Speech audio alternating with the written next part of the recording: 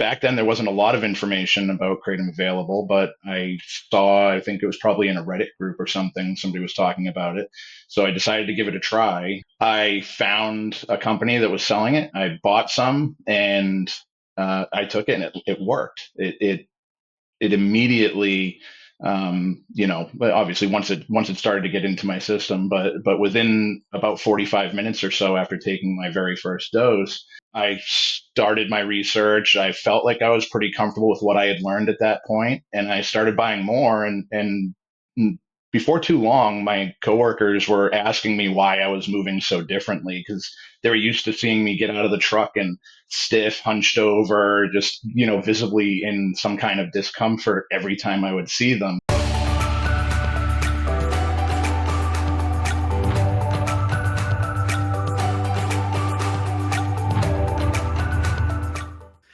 I'm here with Dan Pitta from Mitrospect. I had his wife Sarah on recently, episode 79 of the Kratom Stories Podcast. And now it's time to hear from Dan. Dan, thank you so much for coming on the podcast today. Thanks for having me on. I'm very excited. Absolutely. Well, Sarah had a very interesting story about Kratom, and I know you do as well. And I love that the two of y'all are like the dynamic duo behind Mitrospect. It's a great brand. I'm so glad that I've gotten connected with you all. Oh, thank you very much. I appreciate that. And yeah, our stories really started together. As Sarah mentioned, I was working as a truck driver. This was back in, well, I was injured probably in the mid 2000s, like 2007, somewhere around there. And I had a couple of herniated discs from a work accident.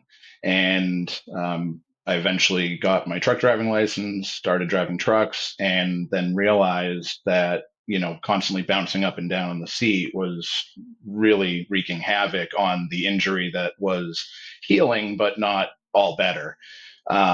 So I just kind of dealt with it for a while. There was a couple of times that I had to, go on disability, short-term disability to, take muscle relaxers and all kinds of things to help with it.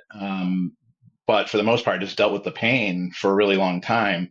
And then around 2013, I started looking for something, to make this better. Since I was a truck driver, I was subject to DOT drug testing, employer drug testing.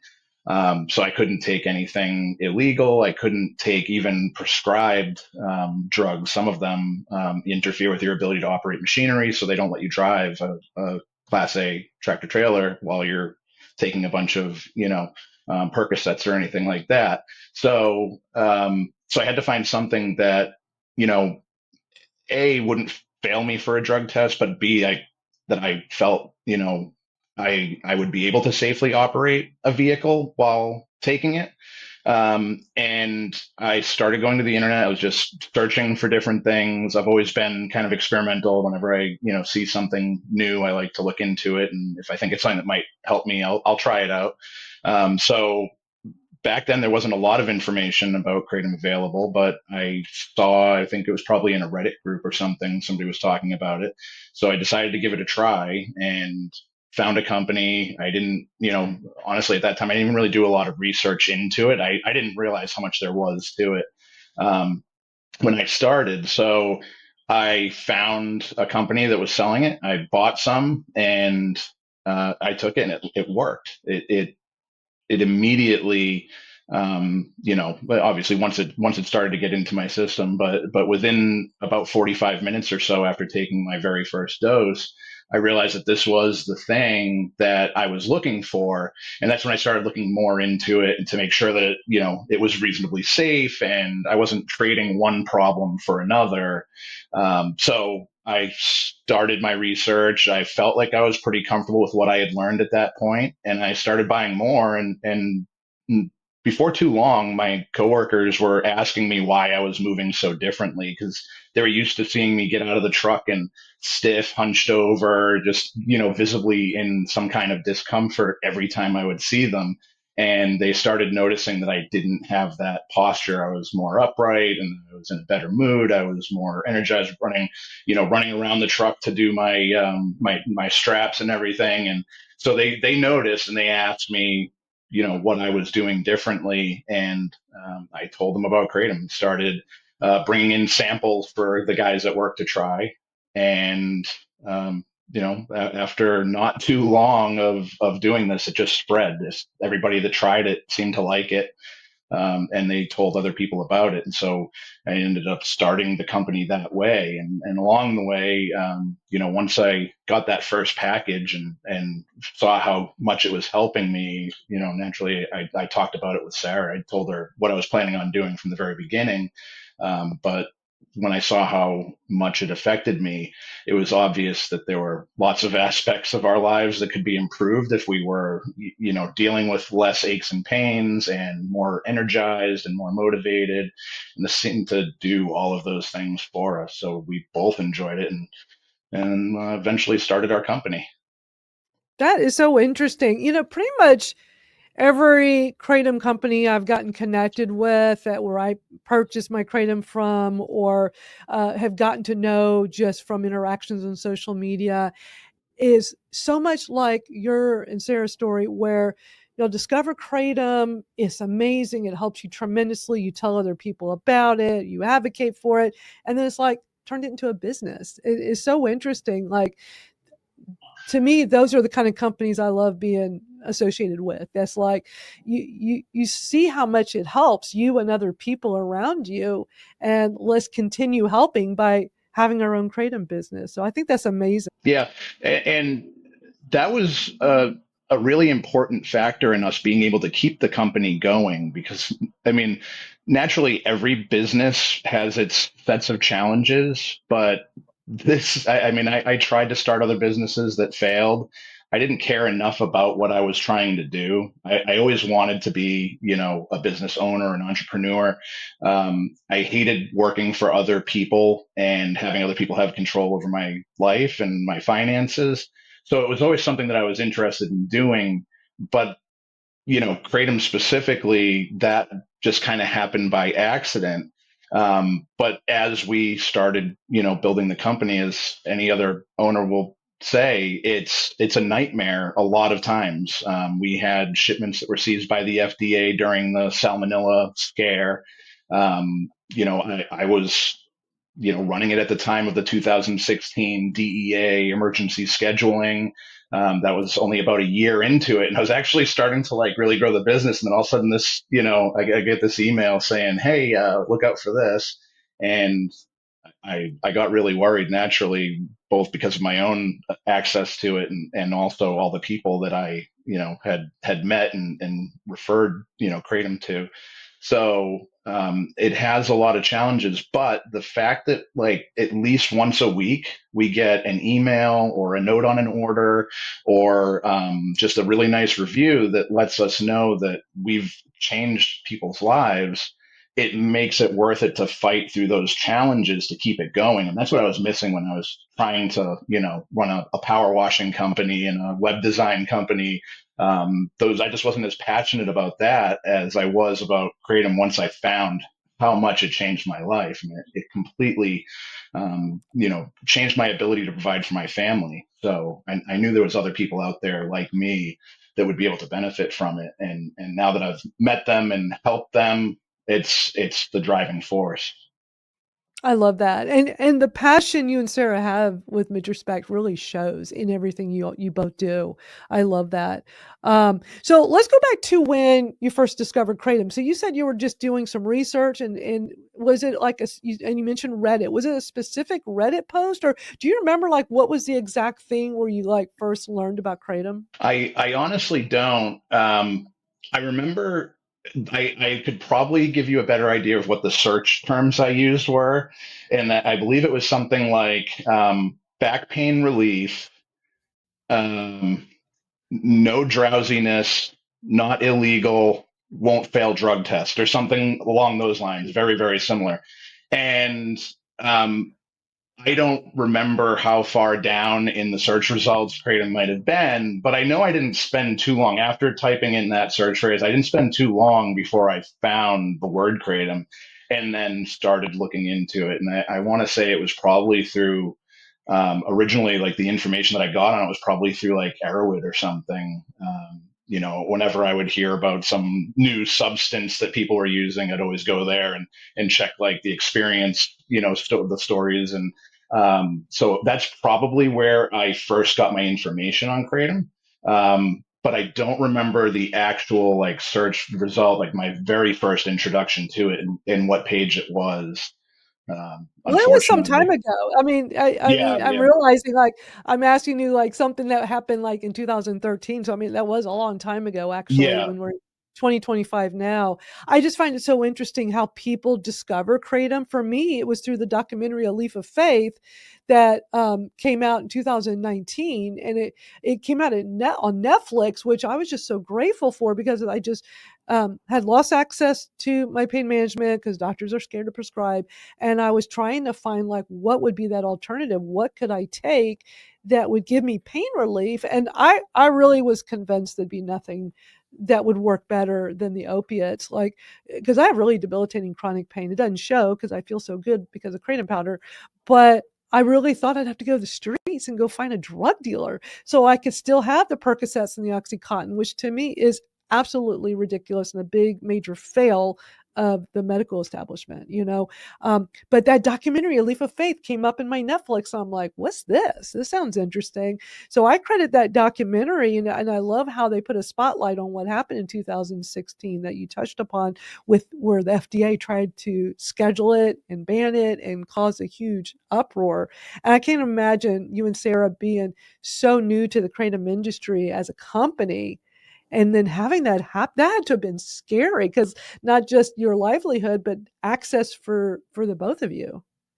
Yeah, yeah. And at that time, I mean, our son, he would have been 3 when that news of the emergency scheduling started coming around. I think it was actually later in the year. I think the hearings and stuff were maybe like August or September or something like that. I can't remember exactly, but I remembered like the first like rumors of it coming out right after my son's 3rd birthday. And yeah, we weren't supporting ourselves with the company, but like I said, we had gotten to know so many people who were already benefiting from it, and the last thing we wanted not only was to have to, you know, pick up more hours and reconsider my entire career path because I wasn't going to be able to keep driving a truck if I couldn't use this anymore. There was just no way. I was going to have to, do some kind of a desk job.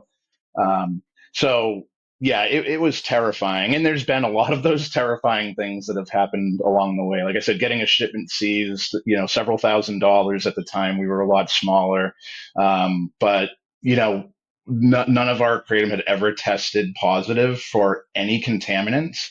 And suddenly the FDA has this import alert out that is causing customs to just seize shipments on the possibility that it may be somewhat contaminated with salmonella, possibly. and so we lost thousands of dollars. We weren't with our current supplier at that time. We had just started a relationship with another supplier, and he bailed on us essentially. And it's one of the things that we usually tell people about, who are interested in starting their own kratom business, is to be really, really careful of your source. um, you know, there's just so much that can go wrong when you're transferring large amounts of money overseas.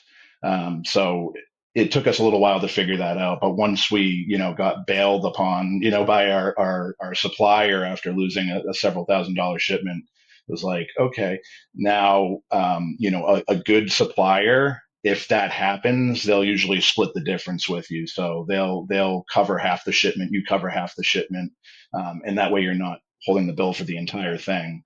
So, we did learn a lot because of that. But yeah, just another one of those like terrifying moments in the Yeah. journey.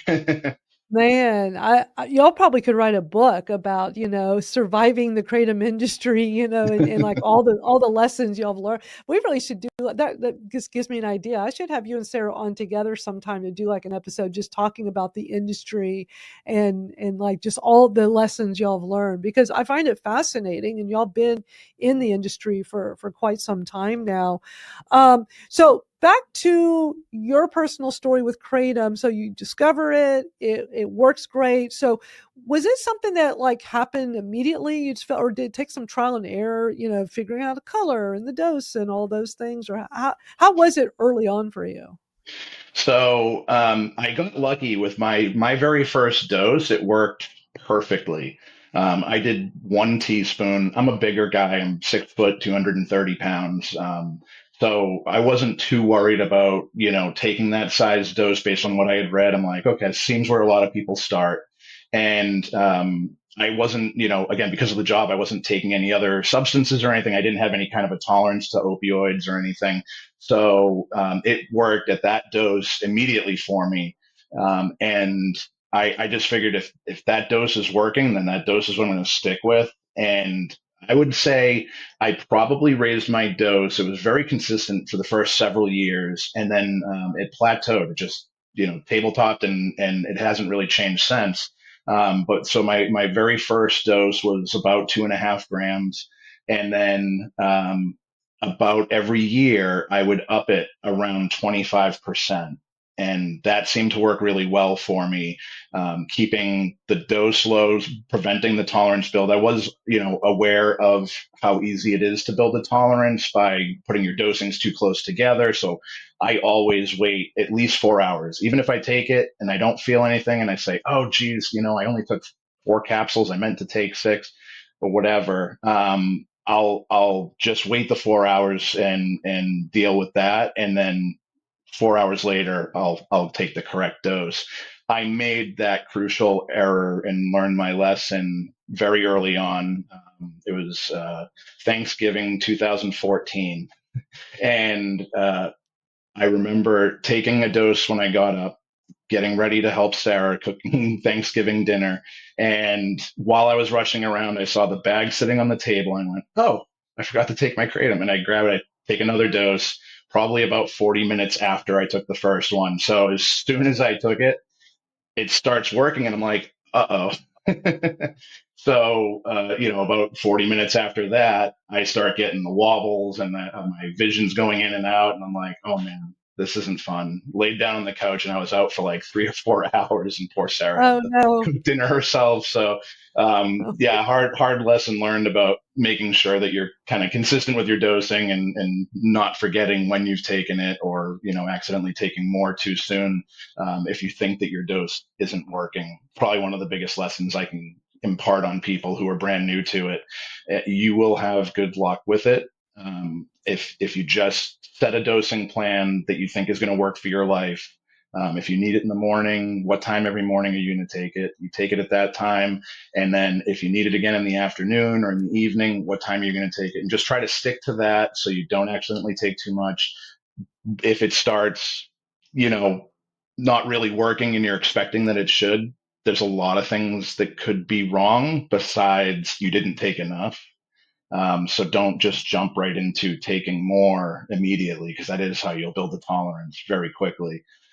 So yeah, that was like the toughest thing for me to learn, was that I made a mistake with my dosing, but it didn't really happen again after that, because I did learn my lesson pretty quick. It's not pleasant for sure when you overdo it. I mean, it's not deadly. I didn't throw up or anything.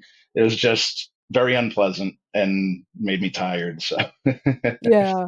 Yeah, but you know what's amazing with this plant? The worst thing that typically happens if you take too much is you throw it up and then you're yeah, fine. Like it's not going to suppress your breathing and kill you, unless you're taking a whole bunch of drugs with it, or something that could cause that. Um, yeah, that's so interesting. I love that you talked about like being on a schedule or that consistency. I kept a journal, a dose journal, when I first started, and that helped me tremendously. So I could really gauge what was working, because it took me a little bit of trial and error, experimenting with the colors and finding that reds don't do much for me and whites make me too jittery, but finding that greens worked really well. And then I really preferred powder over capsules, and just little things that, like, figuring it out and just sticking to a schedule. But everybody's different. But I find it interesting when people talk about how, well, I just take a spoonful. And I'm like, well, how much is your spoonful? And because some people talk about, I took too much and I don't know how I did that. It's like, well, how are you measuring it? Are you a fan of like using a scale? Because a lot of people say always use a scale. I, I'm 6.5 years in. I've used Kratom every single day. I've never had a tolerance issue. I've never taken a break. And I still use my same little baking teaspoon thing from the day one. And I'm just really very aware of how I measure, and it's very consistent. But some people say, oh, you're better off using a scale. And some people say, yeah, I just grab a spoon. I just take a heaping amount and I just do a toss and wash. What are your thoughts on like the different ways and like making sure you don't take too much?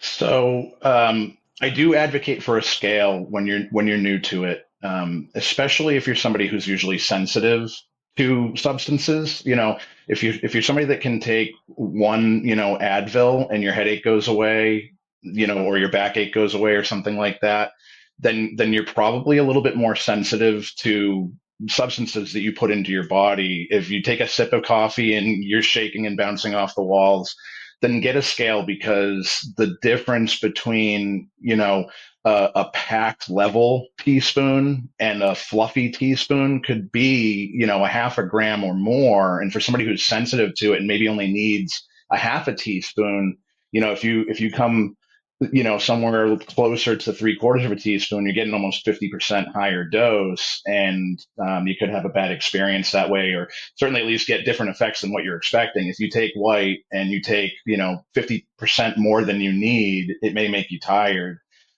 So I do advocate for using a scale in the beginning for sure. But if you're somebody who's a little bit less sensitive to things, then a measuring spoon works good. Just don't, to anybody out there who's grabbing the spoon that you eat a bowl of cereal with and just digging it into a bag of kratom, you should probably put it on a scale and see how much you're actually getting, because it's probably not a teaspoon. And it's always good to know in case you have to change forms, just for convenience. If you normally take about a teaspoon, and now you go, oh, I want to try capsules. Well, do you know how to convert the amount that you're scooping into the dose that you're going to take in capsule form? We made a conversion chart for our capsules because they're larger than most of the capsules in the industry, and they're more packed. So, like, if you go to our website or when you buy from us, we send an information brochure that has a conversion chart that shows, teaspoons, grams, and capsules, which I think is helpful. And that would be my second, recommendation, is if you're new to kratom, maybe try a consistent form to make dosing and figuring everything out easier. If you go to a capsule product, then you can easily figure out what your dose is and keep it the same every time. Versus, if you're playing around with the scoop and you don't necessarily know if you're scooping the same amount every time. Yeah, that's smart advice. I love that y'all send the little brochure with an order. When I first got Kratom from you guys, and I saw that little brochure. I'm like, this is helpful information, especially that conversion, like you were talking about. When I first started Kratom in 2019, I couldn't understand this. Everything was in grams. I'm like, I just want to use my little teaspoon and dose this way. I don't understand, like, and then I couldn't find any information back then that would explain the difference. I literally found out maybe just a few years ago that approximately 2.4 grams is a teaspoon, like approximately. And I'm like, wow, I really never understood all of that. And I love that in your company, you and Sarah are really big on education, making sure people understand. Because when you're new to this, people think, just tell me what you buy. I'm about your build. I have degenerative disc disease like you. Just tell me. I'm like, it's not like that at all. You might need a quarter of a teaspoon and it'll help your pain. You might find the reds work better for you, unlike me with the greens. Like, people just, I think we're so conditioned in with medical stuff, with pharmaceuticals, that you take, just like growing up, take 2 aspirin and call me in the morning, right? Like, it's not like that. It affects everybody differently. So it's just sometimes hard to explain that to people. So I love that y'all are always educating. I think that's really important. Yeah, I look at it as, I see the traffic that goes to our website versus the people that are buying. And early on, I said, what is it that's stopping people from buying that are coming to the website? If you see all of these reviews saying, this worked for me, um, you see the product laid out nice and easily, and you're there for a reason. I mean, you're trying to buy it or you're trying to learn more about buying it, and then you don't make a purchase. Why is that? And that's I love just getting information, whatever it is, that I'm buying. I always look at the description, and um, I felt like not having that basic information, just seeing a bunch of weird names on the screen was probably one of the things that was slowing people down. And then we have all the blends. Every company has their proprietary blends, which in the early days, this is like probably the big reason for why there's actually Kratom blends. Um, it was about people finding your kratom. I mean, if you just search kratom, then you'd find 100 companies. But if you search happy-go-lucky kratom, then you're going to find Mintrospect. So it was really more about like branding and trying to differentiate yourself by putting different strains together to try and get something that gives you a little bit of a new effect, but also to get a name out there that people can search that'll take them to your website versus any one of the other companies. So that was, kind of important, I guess, you know, in that That's way. smart. It's smart. I love it. I think that's really smart business. I love that a lot. I know I'm like asking you questions and we're going back and forth all over different directions, but I want to go back again to when you started Kratom. And initially it was for your back pain issues. Um, and what else did kratom do? Because so many times people say, "Gosh, kratom not only helps my pain issues, but helps me curb my addiction issues to opiates or this or that." They always find other things that kratom, whether it's the energy boost or, oh, I don't even crave alcohol anymore. I don't even drink alcohol anymore. I just know, like sometimes people say, I just noticed, like, wow, I've got beer in the fridge that's been sitting there for months. And I just realized I don't even want it anymore. Like, what are just some of the other benefits you got from kratom? Energy was the big thing for me. Like I said, I wasn't just driving a truck, I was driving a truck at night. And I had been doing a night shift for a while, but having young kids at home made it quite a bit different. It was a lot harder to sleep during the day. So um, it it was um, one of the requirements when I started doing my research that it was something that wasn't going to make me tired, and if anything would give me energy.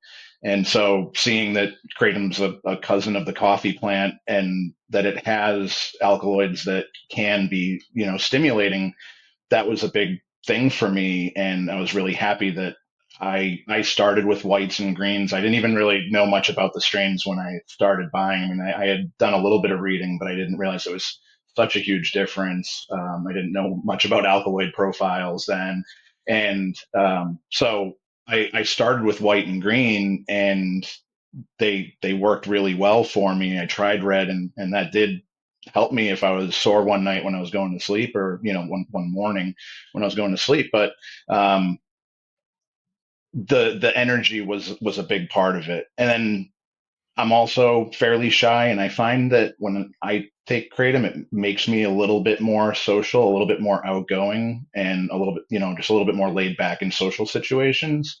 And I've heard over the years that there's other people who do get that same sort of effect, but it seems like it's a little bit more rare.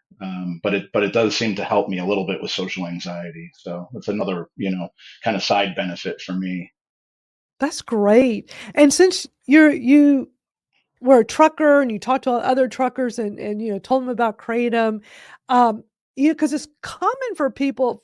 I know not in your situation, but a lot of people will like, okay, I take this medication, that medication, then the doctor prescribes another medication for the side effect of this other one, and this and that, and so many times people discover kratom and they're like, I was able to stop all those medications. Have you met like truckers from back then when you were in that industry that like not only kratom was helping them, from when them seeing how it affected you, but like, wow, I was taking all these other meds. I don't have to do that anymore. Were you running into, because I can't even imagine with the whole trucker thing and the kind of aches and pains and all the issues and staying awake and this and that. Although you did say they're very strict with medications, even prescribed.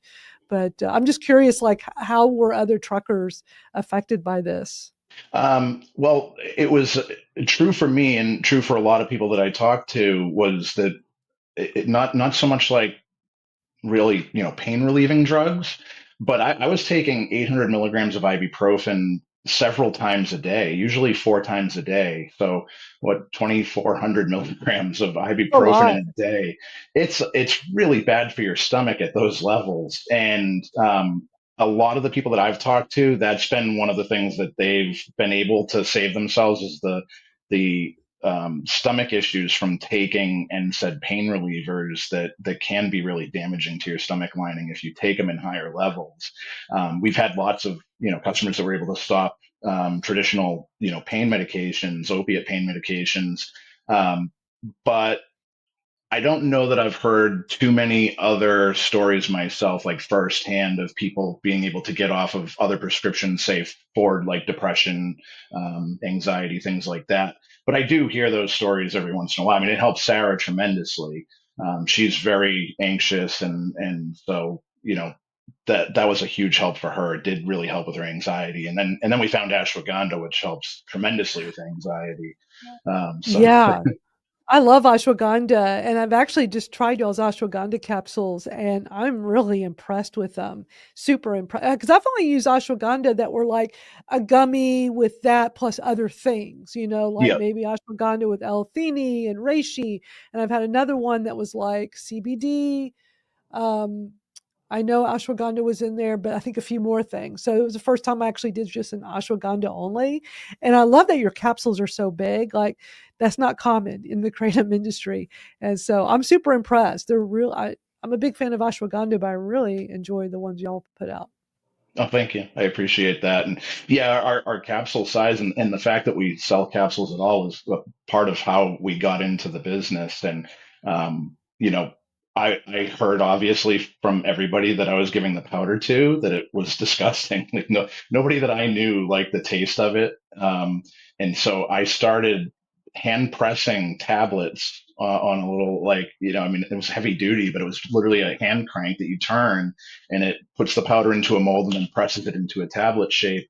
And I was turning those things out, in a makeshift clean room in my garage, and because I wanted a more convenient delivery system than the powder toss and wash or mixing it in with a drink, and that's what I was doing before that because.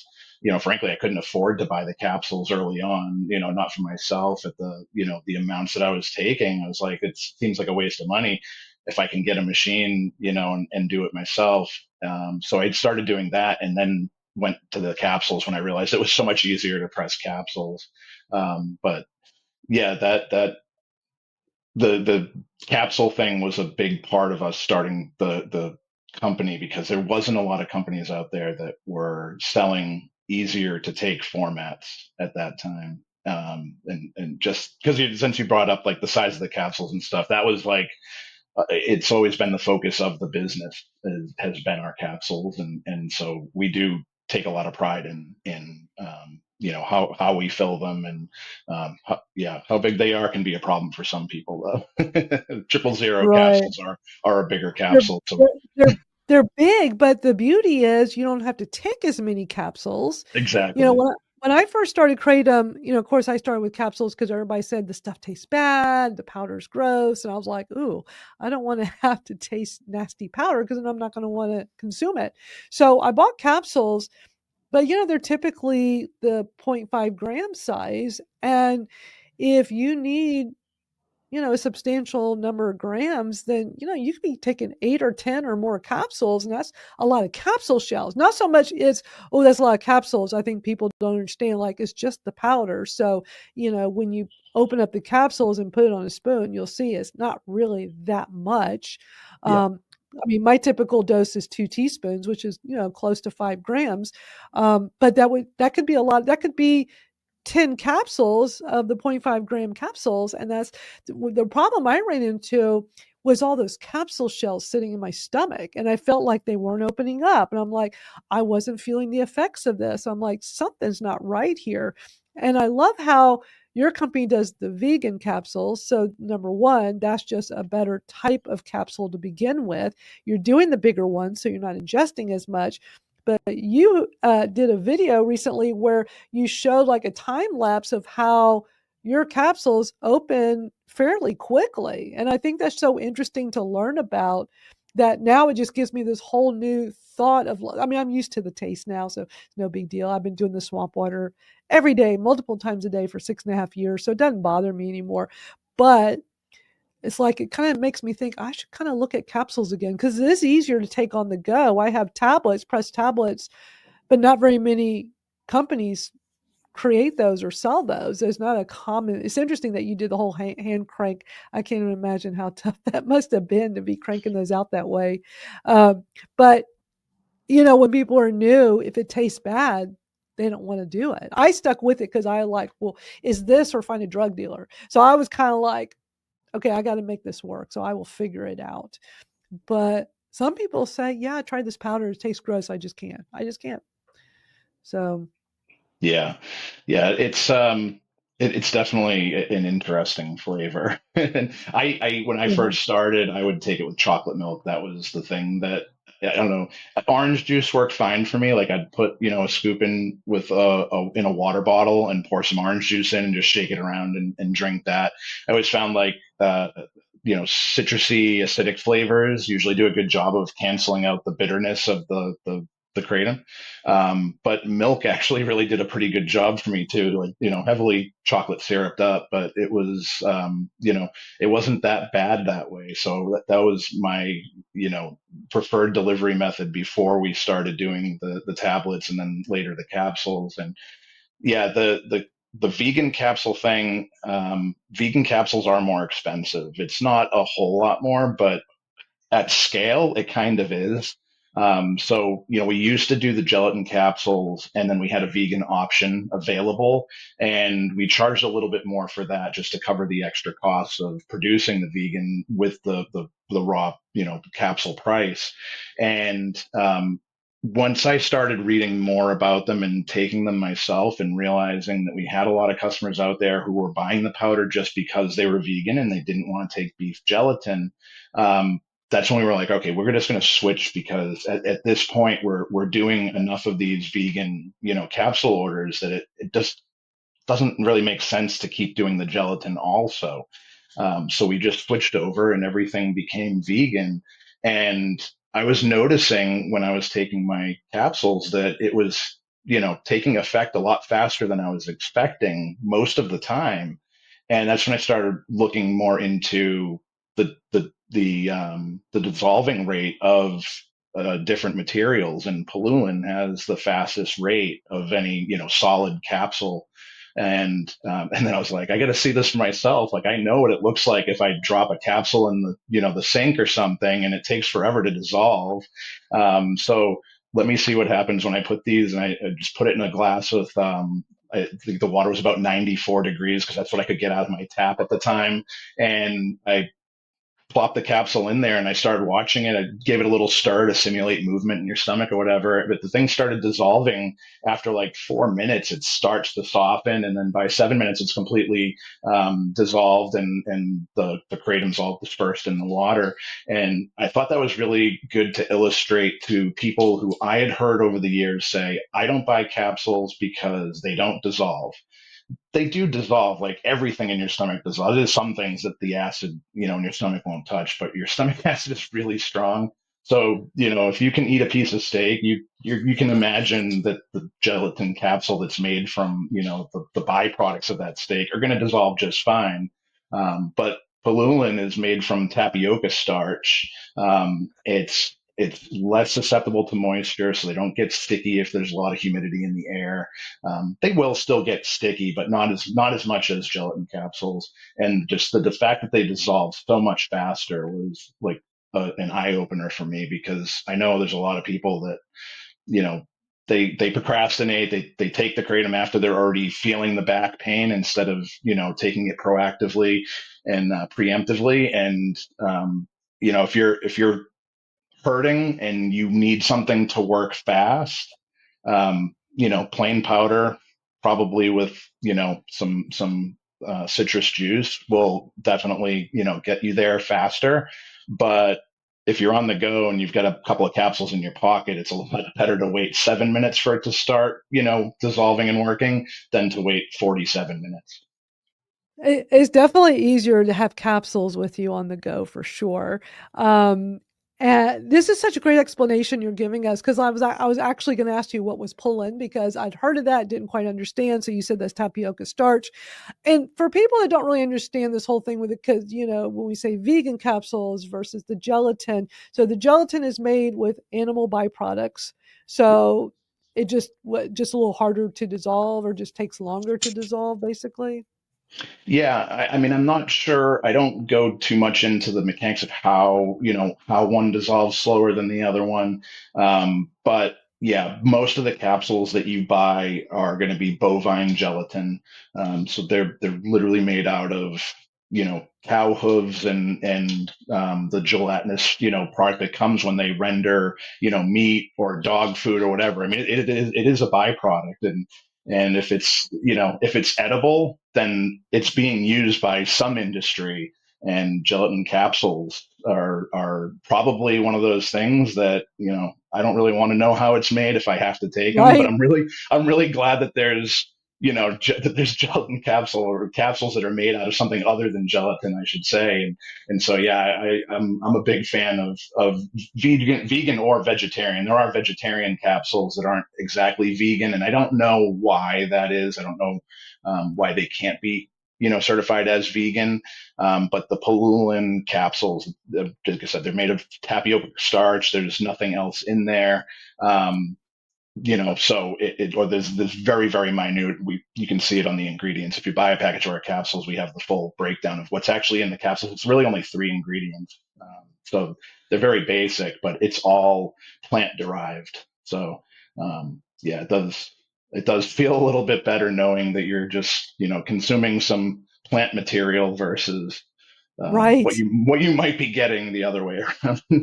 Yeah. Now this is very educational. I guarantee you somebody's listening to this right now going, wow, I did not know that. Thank you, Dan, for sharing that. I'm going to pay more attention when I'm buying capsules now. So this is great. But yeah, I mean, I didn't never really understood much of the difference in pullen being the tapioca starch. That's really interesting to know, and makes me want to use capsules knowing that information, even though I'm used to the taste of kratom. But it is nice when you're out and about to be able to consume kratom easily. And Yeah. capsules or the whole leaf tablets make it just so much easier. Um, and so y'all are known for powder and capsules. I already knew about your company because in our Kratom Real Talk community, where we have lots of discussions about Kratom without censorship, is so nice and refreshing. Because I tell you, I've been in TikTok trouble this week. They wouldn't let one of my videos go up yesterday. It took over 24 hours for the appeal to go through. I was just in YouTube jail for a week because they didn't like one of my videos. Now I'm out of YouTube jail. And then Facebook is on a rampage, deleting every post that has the word kratom in it.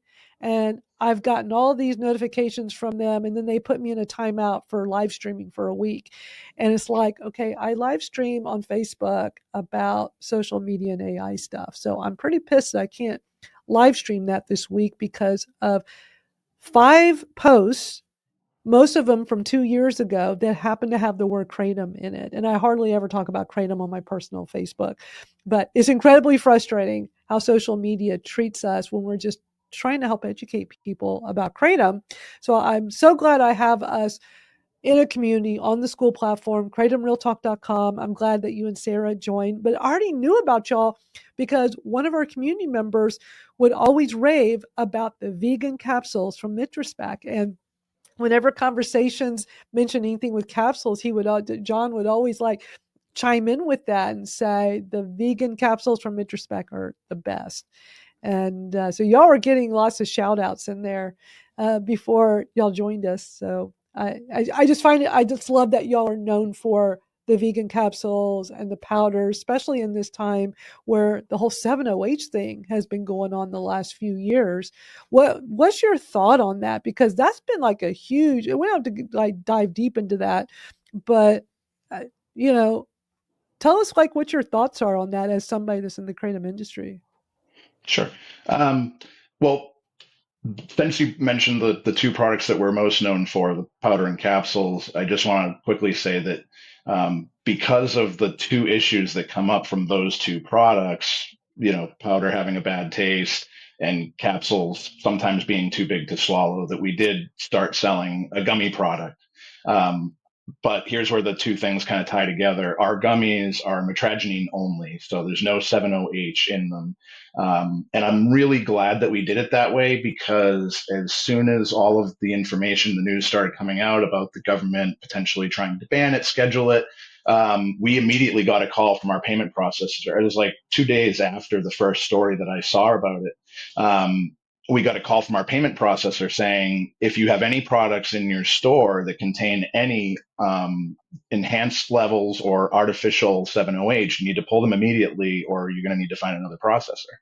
And we've lost payment processors so many times over the years because nobody really, in the banking industry wants to get involved in a product that isn't, um, that is illegal in some places in some jurisdictions. So basically, every couple of years we lose a credit card processor and we have to go to these weird, alternative means to process cards or to accept payments some other way because of that. So, um, boy, I started thinking so much about that. Oh, so that the 7-OH, yeah, we were told that we, would have to immediately remove 7-OH products. So I was glad that we didn't have any that matched what they were concerned with. But that was by design too. Um, we started getting asked a long time ago if we had extract products, and we've always been advocates for just sticking to natural, whole leaf kratom the way that it comes from the plant. It's not that we think that there's anything wrong with extracts necessarily, as long as they're used responsibly. But it was a concern over, or a combination of things. But it was like we were seeing that we had a lot of customers who, you know, they didn't want to do a lot of research themselves. They just wanted to take something that worked, and they weren't the type that were going to be like really carefully measuring with a scale. We feel like, if you're taking extracts, you could really do some damage and get yourself seriously addicted if you're taking more than you realize you're taking. So it was just kind of like we felt like there was too many possible, concerns for our customers getting themselves into trouble accidentally with extracts, and that once 7-OH became available as an additive to edible products and stuff, or just synthetic 7-OH that you can add to enhance a powder, we decided to just stay away from it and just keep on the whole natural kratom position that we've had.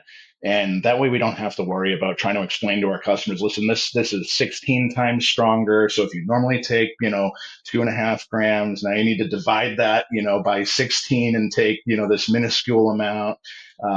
So it's kind of a safety thing for us. I don't believe that anything, at least substances, I don't really think that anything should be illegal if it's natural. Yeah, there's some dangerous, synthetic stuff out there that should definitely not be in the hands of pretty much anybody.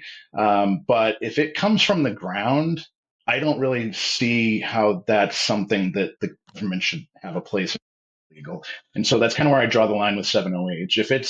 If it's naturally derived 7-OH from a plant, and it's extracted and there's enough information being provided so that the user understands what they're getting themselves into, then that's great. And that's really what we need is regulation. You need somebody to say, if you're going to have this product, then you need to let people know how dangerous it can be. And that's what we're not seeing on the shelves right now. So I do have a problem with the 7OH products that are being sold, the way they're being sold, but I definitely don't want to see them made illegal and have people. I ran into a guy the other day at a local vape shop where we have some of our THC products on the shelves. And I was talking to the owner of the store about how he was having to pull all of his 7OH products. And this guy says, "Oh, yeah, that's why I'm here right now." And he goes, "I'm on my way to a meeting so that I can possibly get on Suboxone to get off of Kratom." And I was like, "Well, Oh, you're not really on kratom right now, like and he knew that, like he knew that he had gotten himself into trouble with it for sure, but he really looked you know like he was going through a really rough time having to figure out what he was going to do now that he had this access to this thing, and it was helping him in whatever way it was, even if it had become addictive or at levels where it's hard to get back off without medical intervention. But to see that that's going to suddenly be taken away like that, versus just regulating and providing a pathway for the people who are already using these products to safely transition to something that is safer. I don't want to see that happen. yeah. Yeah. Well, I love hearing your take on that. I think regulation is the way to go. We just need some regulation, not prohibition, but regulation with all of this. Last quick question before we wrap up here. Knowing everything you know about Kratom now, you've been in this industry a long time, you've been a long time consumer. What advice would you give someone who's just starting out in their own Kratom journey? I think we touched on most of it, like the We dosing did. thing. Being consistent, is huge, and starting with a small enough dose. Like I said, I'm not a small guy, but a teaspoon worked great for me when I first started. Now, like I explained, I gradually moved up every year, and I would not make that adjustment before the year. I'm at 4.8 grams. I take 6 of the 800 milligram capsules, and so I'm probably right around the same level that you are. You said you were just below about 5 grams, I think, Yeah. and that's been working for me now for probably 4 or 5 years. I haven't had to adjust it at all. If I do find that it's not working as well, um, I usually look to other parts of my well-being that might be affecting the kratom versus thinking that the kratom's suddenly not doing something for me. So I always ask, did I get a rough night's sleep? Am I, tired? Being more tired than usual will impact your kratom experience. Am I hydrated? Did I have any water yesterday? Did I have as much as I normally do, which is probably an obscene amount? So hydration, huge. Consistency, huge. And uh, like overall wellness can affect it too. I mean, it's taken as long as you have. I'm sure you've noticed that if you have a cold or you have the flu or something, you take kratom, it might not feel like it usually does. It'll make you feel better than you did. It'll usually help alleviate some of the symptoms. But you're also going to notice that it's not gonna feel like it always does. So, you know, if you're new to kratom and you're taking it for a little while and you see that it's suddenly not working the way that you expect it is, don't just assume that you need to take more. Check your hydration, check your sleep, check if you're, maybe coming down with something, because those things will affect it too. And then obviously, the source matters. Make sure you're buying from somebody or a company that you can trust. And, you know, be consistent, take notes. Like you said, a journal is great. We used to have a journal, but they just weren't selling very well, so it wasn't really worth it for us to keep it around. But we did have a kratom journal that was for sale on the website for a little while. Maybe we'd bring that back because there's a lot of different options for printing now. We should talk because I've been wanting to do that and team up with somebody to do that. Is something that's been on my to do list for a long time. This has been great, Dan. Thank you so much for spending time with us today and sharing your kratom journey with us. I really appreciate it. Oh, thank you so much for having me on. I had such a blast talking to you. I told you I never do this kind of thing. I was really nervous, but this was really, really fun. And I know Sarah mentioned we know a few people who are athletes that might be interested in coming on too. So we're trying to talk to them and see if we can get them to come on and tell their story and how Kratom helped them with their, you know, with their lifestyle, being, most of them martial artists who get beat up for a living. So Right. I would love that. I mean, yeah, anybody you ever know, send them my way. And for our listeners, if you'd like to have your story shared, get in touch with me. Contact me through KratomStoriesPodcast.com. I have a contact form on our website, or reach out to me on social media. Thanks, Dan. This has been a great conversation. thanks, Madalyn. I look forward to talking to you again soon.